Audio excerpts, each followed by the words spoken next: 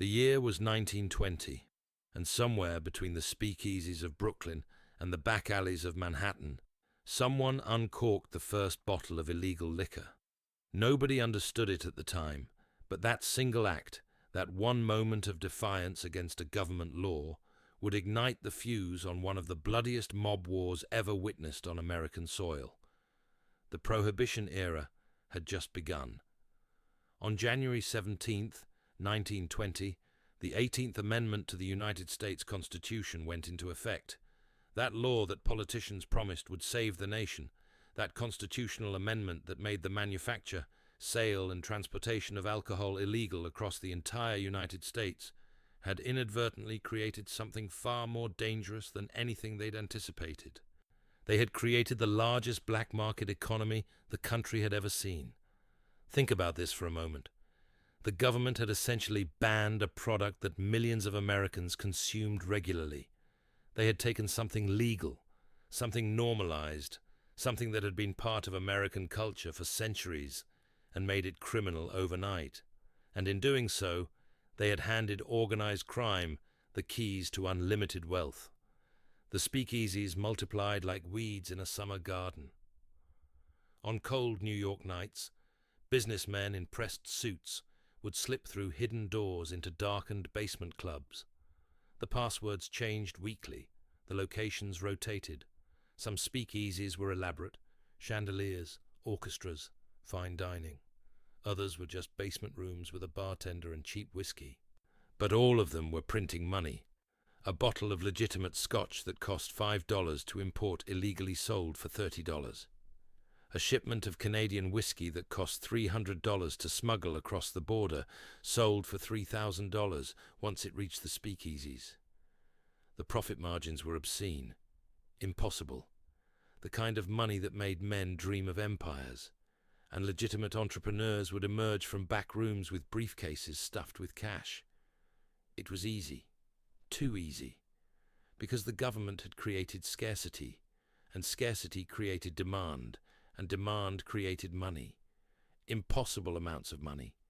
More money than most Americans could earn in a lifetime, made in a single shipment. But money, real money, the kind that flows in that volume, has a smell. And when men like Giuseppe Masseria and Salvatore Maranzano caught that scent in the air, they understood something that wouldn't become clear to the rest of the world for decades to come. They understood that American organized crime was standing at a crossroads. They understood that whoever controlled the alcohol supply would control New York. They understood that the old way of doing business was about to die, and only the strongest, the most ruthless, the most willing to shed blood would survive what was coming. But here's the thing about Prohibition that most people don't understand. It wasn't just about alcohol. Yes, bootlegging was the primary moneymaker, but the infrastructure built around bootlegging created opportunities for every other form of organized crime. Once you had the network to smuggle alcohol, you had the network to smuggle anything. Once you had protection from law enforcement for one operation, you had protection for all operations: gambling rackets, loan sharking, prostitution, drug trafficking. All of it flourished in the shadow of Prohibition. The alcohol trade was the engine, but it powered the entire criminal ecosystem. In those early days of Prohibition, the mafia wasn't one unified force. It was fragmented, divided, a collection of Sicilian and Italian families, each with their own territory, their own operations, their own code of honor. But the money from bootlegging was changing everything. It was bringing power. It was bringing influence. And most importantly, it was bringing ambition. Young men who might have become laborers or street vendors instead became soldiers in criminal organizations. They saw the money, or they saw the power, and they wanted a piece of it. The mafia went from being a fringe criminal element to being one of the primary economic forces in New York. By 1929, as the stock market crashed and the Great Depression began, legitimate business was collapsing. Banks were failing. Factories were closing. Unemployment was skyrocketing. But the mafia was thriving. While honest men were losing their homes and standing in bread lines, mobsters were buying mansions and driving luxury cars. It created a strange inversion of the American dream. In the depths of economic collapse, organized crime became a path to wealth and status that legitimate business could no longer provide. By 1929, Joe Masseria had already consolidated his power over much of New York. He controlled what remained of the old Morello family, one of the oldest criminal organizations in America, dating back decades. The Morello family had been around since the 1890s, when Italian immigrants first began organizing themselves into criminal enterprises.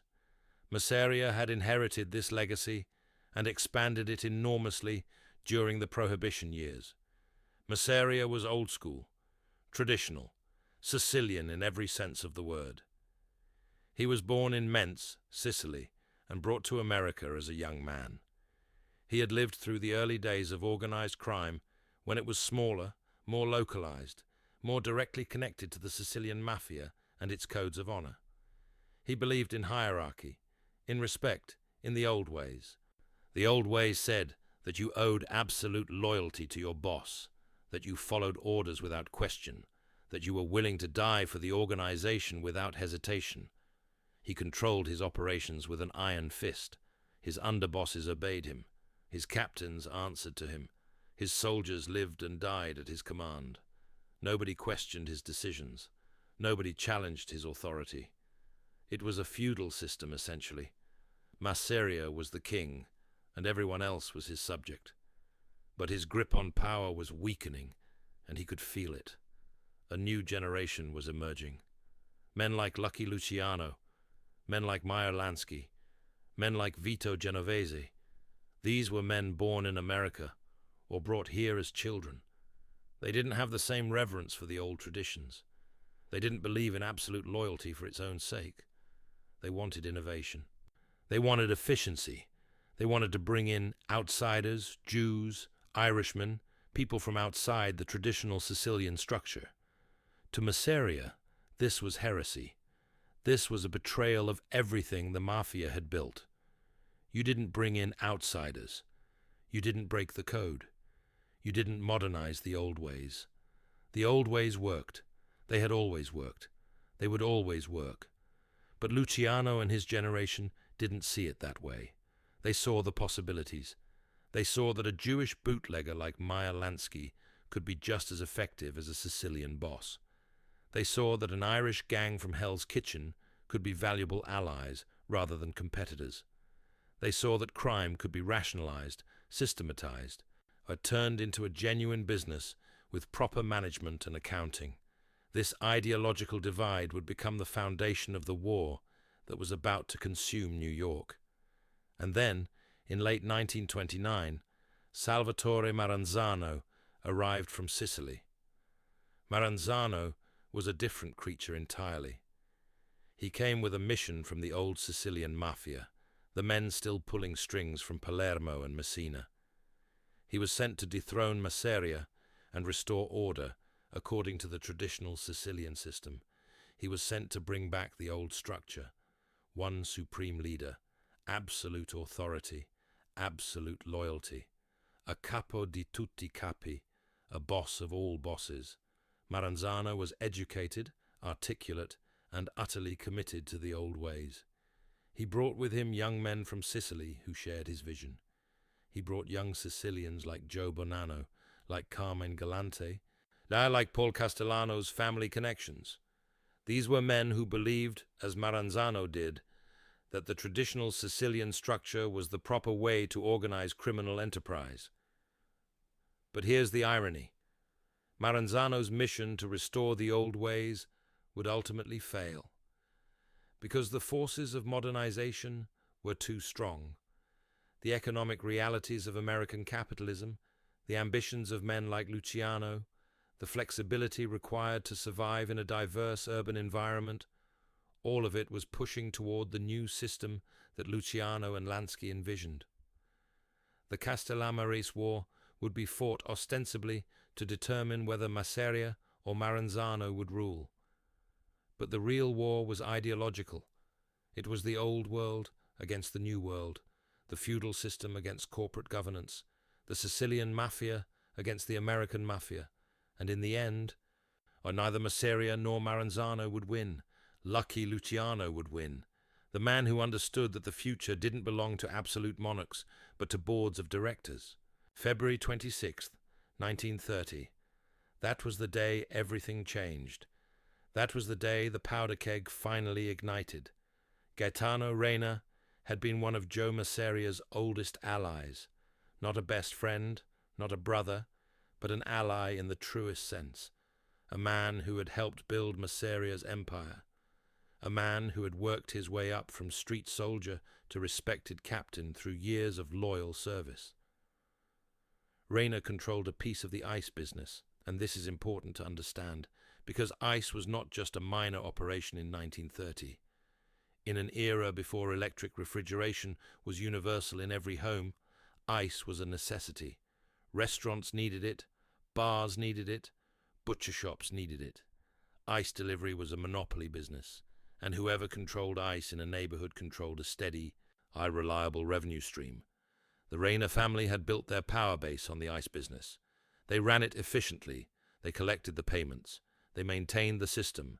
It was old money, old power, the kind of financial foundation that had kept the Reina family independent and influential within Masseria's organization. But Masseria was growing paranoid. He was losing control, and paranoia was eating away at his judgment like acid. More and more of his younger soldiers were listening to Luciano instead of him. More and more families were considering switching sides to Maranzano. The defections were subtle at first. A captain who stopped showing up to meetings. A soldier who was seen talking to Maranzano's men. Rumors that important families were negotiating with the Castellammarese faction. Masseria saw threats everywhere. Real threats, unimagined threats, potential threats. He was a king watching his kingdom crumble, and he was reacting the way cornered men always react, with violence. So he decided that Gaetano Reina was a liability. Perhaps Reina had seemed sympathetic to Maranzano. Perhaps Masseria suspected him of disloyalty. Perhaps Masseria simply needed to remind his organization what happened to men who didn't maintain absolute loyalty. The exact reasoning doesn't matter. What matters is what happened next. Masseria ordered Reina's death. On that cold February morning, Reina was shot down in the street. The bullet came without warning. No negotiation, no explanation, no respect for years of loyal service. Just death. Just another body on the streets of New York. Just another widow, another orphaned child, and another family destroyed in service of the war that was just beginning. But here's what Masseria didn't realize, what his paranoia prevented him from seeing. Reina's death wasn't just the elimination of a rival. It was a catastrophic strategic error. Because Reina's family, his blood relatives, and his closest associates saw that death as the ultimate betrayal. They saw it as proof that loyalty to Masseria meant nothing. That one day you could be his right hand, his trusted lieutenant, his elder statesman, and the next day you could be bleeding out on a cold street in Brooklyn. So the Reina family did what made sense from their perspective. They went to Salvatore Maranzano, and the war began. What happened next was methodical, calculated, merciless. August 15th, 1930. Giuseppe Morello, one of the oldest, most respected Sicilian leaders in Masseria's camp, was assassinated in his office in Harlem. Morello had been a legend in organized crime. He had been running criminal enterprises since the 1890s. He had survived wars, rivalries, police investigations, but he couldn't survive the Castellammarese war. Shot in broad daylight, in his own office, in front of witnesses. A signal, a declaration of war. September 9th, 1930. Joseph Pinzolo, a Masseria lieutenant who had tried to take control of Reina's old territory, was found dead. The killing was brutal. Another message, another body, another warning that Maranzano's reach extended everywhere. October 23rd, 1930. Joe Aiello, an important Castellammarese ally based in Chicago. She was killed in that city. The war was spreading beyond New York now. It was becoming a national conflict. Maranzano's influence extended all the way to Chicago. His network was bigger than anyone had realized. November 5th, 1930. This date marked the turning point. Alfred Mineo and Steve Ferrigno, two of Masseria's most trusted captains, two men who commanded respect and loyalty from dozens of soldiers each, were gunned down in the streets of New York. And with their deaths, something fundamental broke inside Masseria's organization. The men who had fought with him for years, who had bled for him, who had built his empire with their bare hands. They started running. The defections began immediately. They were swift.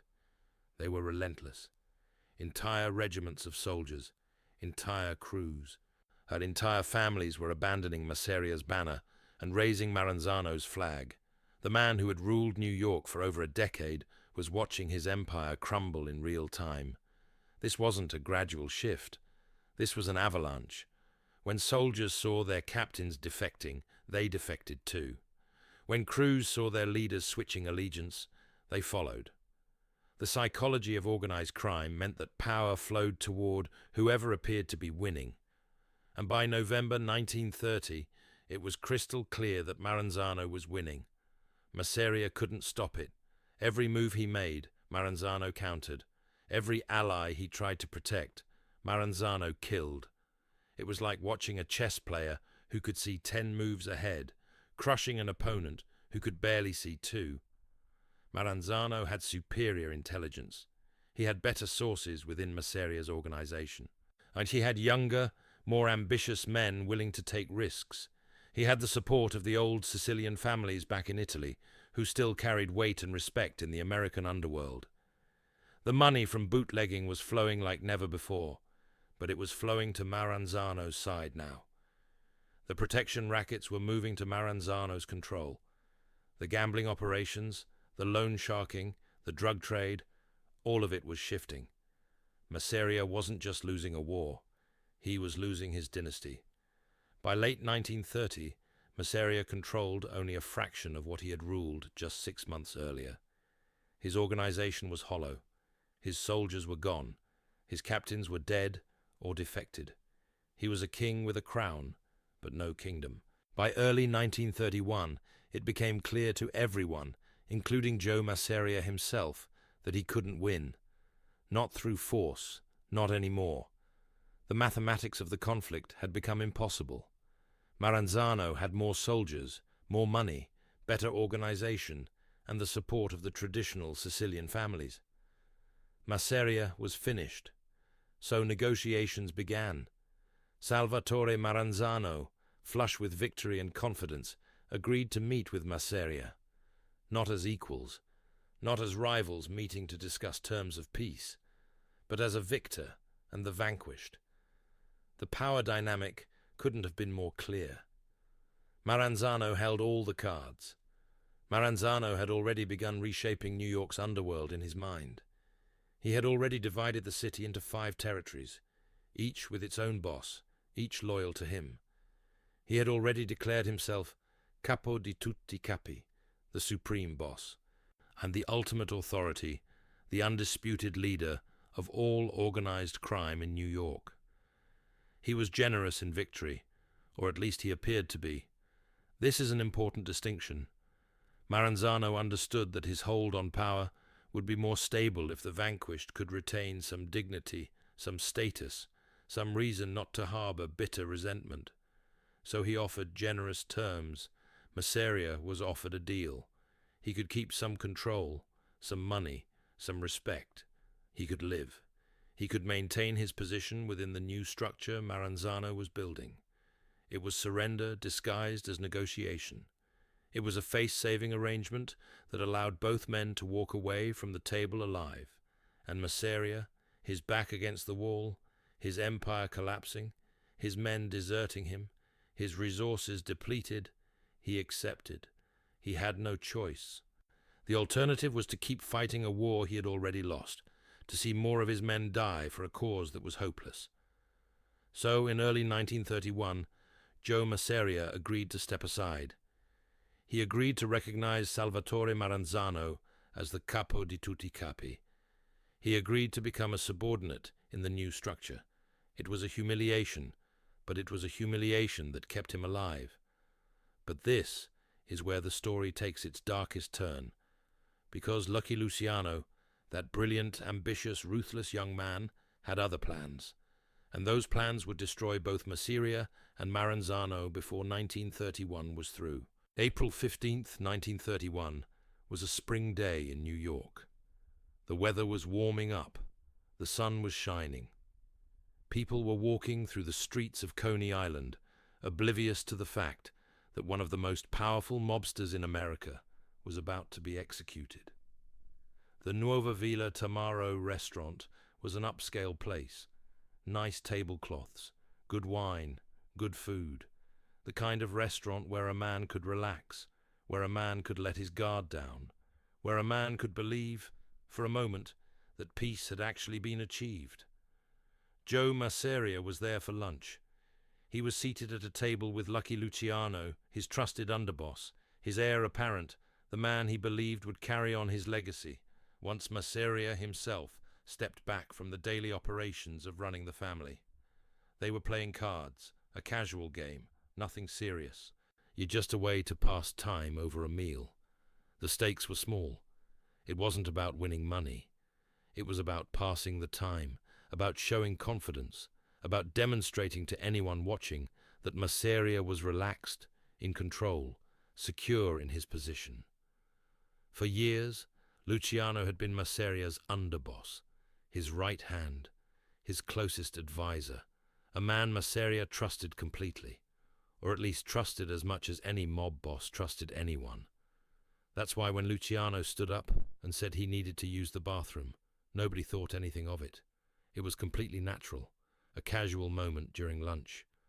It was the last mistake Joe Masseria would ever make, because outside the restaurant, 4 men were waiting. Hired guns, assassins, professional killers, recruited specifically for this job by Meyer Lansky and Bugsy Siegel. And these weren't soldiers acting on impulse. These were men who had been carefully selected for their skill, their discretion, their willingness to do what needed to be done without hesitation or remorse. And the moment Luciano left the table, the moment the underboss was safely away from the line of fire, they walked in. The sound of gunfire erupted through the restaurant. 4 shots, 4 bullets, all of them found their target. Masseria slumped in his chair, blood pooling around him. The other diners scattered in panic, screams, overturned chairs, chaos. But in that chaos, a detail emerged that would become legend. When Masseria's body was examined, there was a playing card in his hand. The ace of spades, the death card. Was it placed there deliberately? Was it a message, a statement, a warning to others? Nobody knows. The records don't say. The police reports don't specify. It might have been in Masseria's hand naturally, by coincidence, or it might have been placed there by one of his assassins as a symbolic gesture, the death card in the hand of the dead king. The symbol of death itself, held in the grip of a dead man. Some say it was Lucky Luciano who placed it there as a personal statement, a symbol of the passing of power. Some say it was one of the hired guns. Some say it was placed there after death by someone who understood the power of symbolism. The story has become so embedded in the mythology of organized crime that it's almost impossible to separate fact from legend. But that one detail, that single ace of spades, has become the enduring image of the Castellammarese War. It has become the symbol of a war where the stakes were absolute, where death was the only currency that mattered, where the creation of a new empire required the destruction of an old one. When the police arrived, they found the restaurant in chaos. Terrified diners, overturned chairs, blood, but no witnesses. Nobody saw anything. Nobody knew anything. That was the code. That was the law of omertà, the law of silence that ruled organized crime. You didn't talk to police. You didn't cooperate with investigations. You didn't betray the organization, no matter what. Joe Masseria was dead. His empire was finished, and Lucky Luciano had pulled off one of the most audacious betrayals in American criminal history. He had eliminated his boss while staying at the table with him. He had orchestrated a coup that left him positioned to inherit everything. But Maranzano's reign as the undisputed capo di tutti capi lasted exactly 5 months. After Masseria's assassination, Salvatore Maranzano moved quickly to consolidate his power. He called a meeting in Wappingers Falls, New York, a gathering of all the major mob bosses from across the city. The purpose was to reorganize New York's underworld according to his vision, according to the traditional Sicilian model that had been his mission all along. This meeting was crucial. This was the moment when Maranzano would present his blueprint for the future of organized crime in New York. This was the moment when he would define the structure that would dominate for decades to come. Maranzano laid out his plan with the precision of a military strategist. He divided New York City into 5 independent families, each with its own boss, its own underbosses, its own soldiers. Each family would operate autonomously, running their own operations, but all would answer to Maranzano. The 5 families were the Gambino family, which would eventually become one of the most powerful criminal organizations in American history. Based primarily in Brooklyn, it would come to control enormous amounts of territory and revenue. The Genovese family, inheriting much of Masseria's old territory in Manhattan. The Lucchese family, controlling Queens and parts of Brooklyn. The Bonanno family, which traced its origins back to Maranzano's closest allies, and would become one of the most stable and enduring families in organized crime. And the Colombo family, completing the 5-family structure that would dominate organized crime in New York for the next 70 years. This structure, these 5 families, became the backbone of organized crime in America. Even today, even after decades of FBI investigations, thousands of arrests, the deaths of countless bosses, the imprisonment of major leaders, the 5-family structure still exists. It proved to be remarkably resilient, remarkably effective, remarkably adaptable to changing circumstances. The brilliance of Maranzano's 5-family structure was that it provided stability without requiring absolute monarchy. It divided power among 5 nearly equal partners. It created incentive for cooperation, because no single family was strong enough to dominate all the others. It created natural checks and balances. If one family tried to expand too aggressively, the other 4 could unite against them. And Maranzano declared himself capo di tutti capi, the supreme boss, the final authority, the man who would make all major decisions about how New York's criminal underworld would function. He positioned himself at the apex of a pyramid, with the 5 family bosses reporting directly to him. For 5 months, Maranzano ruled. For 5 months, he was the most powerful mobster in America, more influential than Al Capone in Chicago, more feared, more respected, more powerful than any single criminal leader in the entire country. He established the protocols. He set the rules. He determined how disputes would be resolved. He created order where there had been chaos. The Castellammarese War had been bloody and brutal, but it had produced something stable, a clear organizational structure with defined territories, defined authority, and defined responsibilities. And then, on September 10th, 1931, he was dead.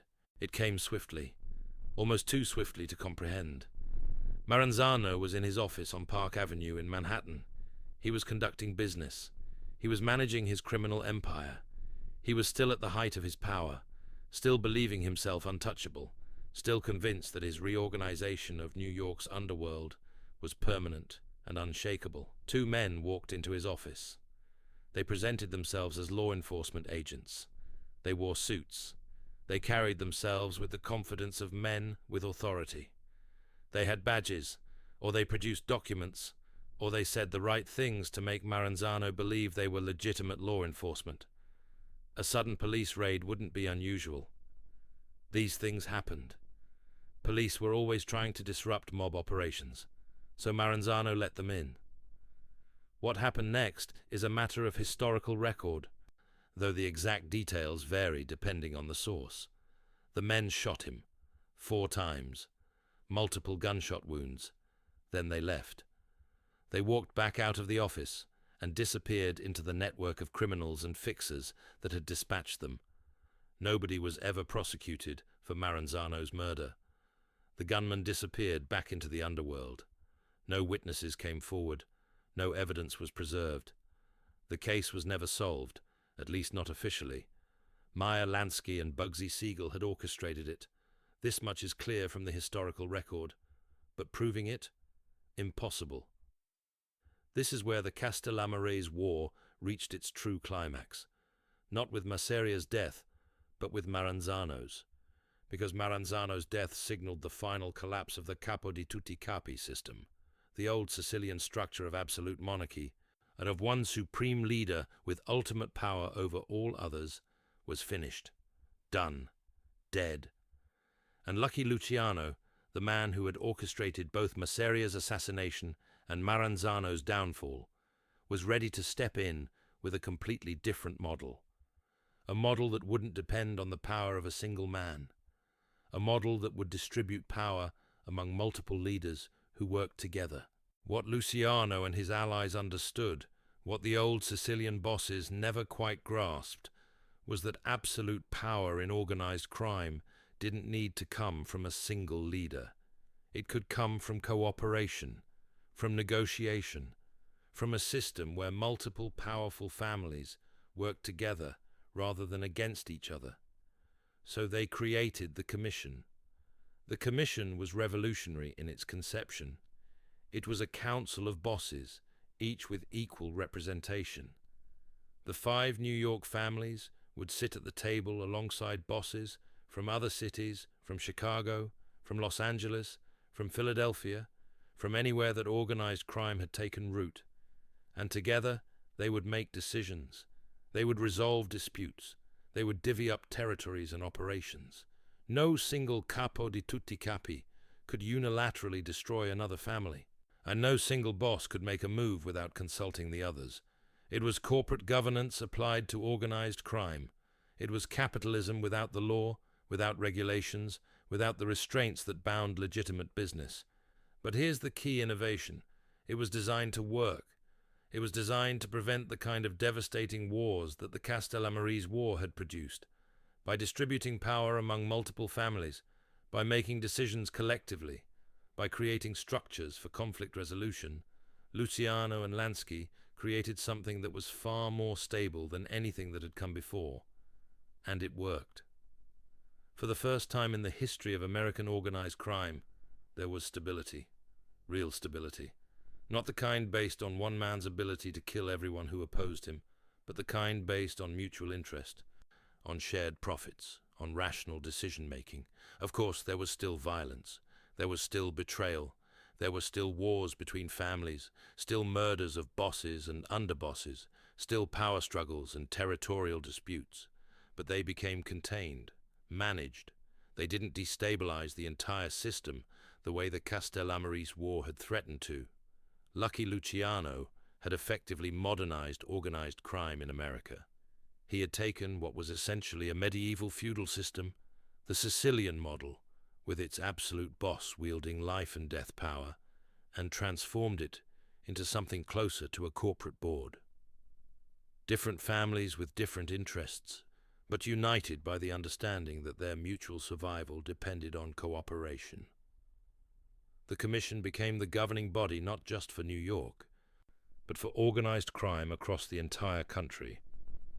When disputes arose in Chicago, or Los Angeles, or anywhere else, the Commission arbitrated them. When a family wanted to expand operations into a new territory, they had to get Commission approval. When a boss wanted to kill another boss, he had to present his case to the Commission. It was government, essentially. Criminal government, but government nonetheless. It had rules. It had procedures. It had consequences for violations. But for all the historical significance, for all the impact on organized crime for decades to come, we need to remember what was actually lost in the Castellammarese War.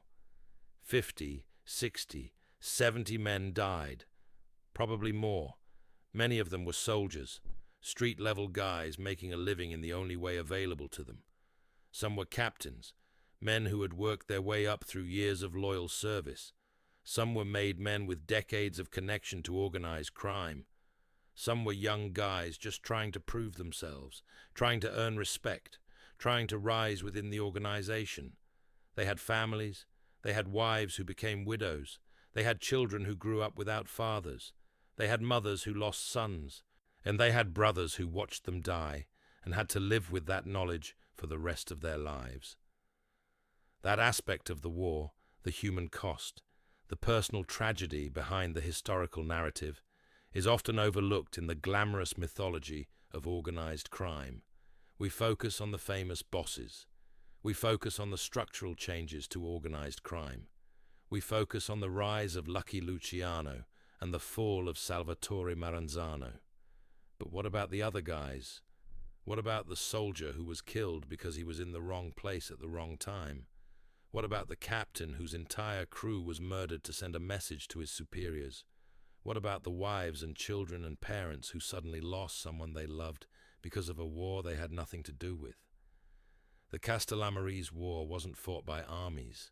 It was fought by individuals, by men with names and faces and histories. And when it ended, all of those individuals were still dead.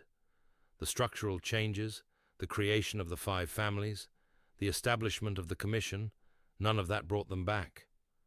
Here we are, nearly a century later. The Castellammarese war is history. The men who fought it are all dead. The original 5 families have been drastically weakened by law enforcement. Many of the most powerful bosses have spent decades in prison or are long since deceased. But the system they created remains. The commission still exists, though in a weakened form. The 5 families still have their territories, their operations, their ongoing rivalries and cooperations. And the fundamental structure that emerged from the war, the idea that organized crime could be governed through cooperation rather than absolute rule, has proven to be one of the most enduring and successful organizational models in criminal history. When you walk through New York today, you're walking through territory that was carved up and distributed among the 5 families in 1931. The neighborhoods controlled by the Gambino family, the territories run by the Genovese family, the operations of the Lucchese, Bonanno, and Colombo families. When you read about a mob trial or an organized crime prosecution, you're reading about structures and hierarchies that trace their origins directly back to the decisions made in the aftermath of the Castellammarese War. The family structure, the boss-underboss captain hierarchy, the protocols for decision-making, all of it comes from that crucial year in 1930 to 1931. The war didn't end organized crime. It didn't destroy the mafia or even slow it down significantly. What it did was modernize it. What it did was transform it from a feudal system into a corporate entity, and in doing so, it ensured that the mafia would not only survive the 20th century, but would thrive, would adapt, would evolve into something far more dangerous and far more resilient than anything that came before. The blood spilled in 1930 and 1931, the bodies left in restaurants and alleyways and parks across New York, the families torn apart by violence, all of it served a purpose. All of it contributed to the creation of something that would outlast all the men who participated in the war. That's the final irony of the Castellammarese War. It was fought ostensibly to determine who would rule. But in the end, the real victor wasn't a person. It was a system that transcended individual bosses, that could survive the fall of any single leader, that would endure long after everyone who fought in the war was dead and forgotten. The Castellammarese War was officially over by late 1931, but its effects rippled through organized crime for generations. Lucky Luciano would eventually be arrested and deported to Sicily, where he continued to exert influence on American organized crime from exile. He was the architect of the modern mafia, the man who understood that corporate structure could be more powerful than individual strength. Vito Genovese would become the underboss of Luciano's family, and later one of the most powerful bosses in New York. Meyer Lansky would become legendary as the architect of modern organized crime, the man who understood that crime was, at its heart, a business like any other, requiring accounting, planning, strategic thinking. The commission established by Luciano and his allies would persist through the decades. It would survive FBI investigations. It would survive the testimonies of informants like Joseph Valachi, who revealed the inner workings of the commission to the government. It would survive internal wars and power struggles and the rise and fall of individual bosses. The 5 families established in 1931 still exist today. They've been crippled by law enforcement, their leadership imprisoned, their operations disrupted, but the structure remains. The Gambino family, the Genovese family, the Lucchese family, the Bonanno family, the Colombo family. Names established nearly a century ago, still echoing through the criminal underworld. What the Castellammarese War did was create a template that has proven impossible to destroy. By moving organized crime away from absolute monarchy and toward corporate governance, Luciano and his allies created something far more resilient than anything that came before. A single king could be killed, a single boss could be overthrown, but a committee, a board, a system based on cooperation and mutual interest, that was far harder to destroy.